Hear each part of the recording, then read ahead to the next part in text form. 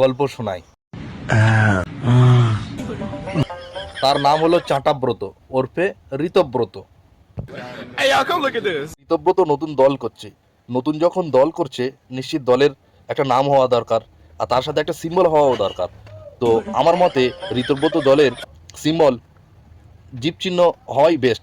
খুব দারুণ লজ্জার ব্যাপার। কেননা এই জীব চিহ্ন যদি হয় তার এই দলের নামকরণের সার্থকতা হবে। কেননা এই জীব দিয়ে সে খুব ভালো গার্লফ্রেন্ডকে চাটতে জানে, সে এই জীব দিয়ে ভাজপাকে চাটতে জানে।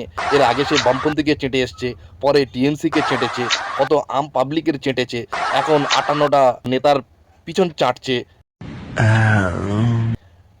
যখনই শুনবে চাটাচাটি তখনই ভাববে ওটা ঋতব্রতর পার্টি।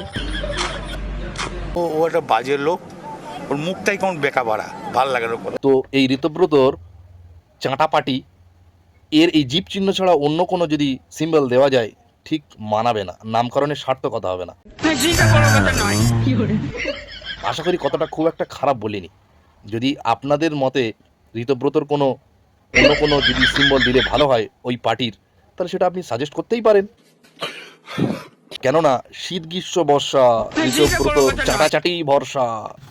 দুদিন আগে 58টা নেতার চাঁটলো, চাঁটা শেষ, আবার তৃণমূলের চাঁটতে এসছে। সারা তোর জীবনটা পুরো চাঁটাই শেষ। তোর নাম ঋতব্রত মানায় না, তোর নাম যদি চাঁটাব্রত রাখতো এটাই বেস্ট হতো।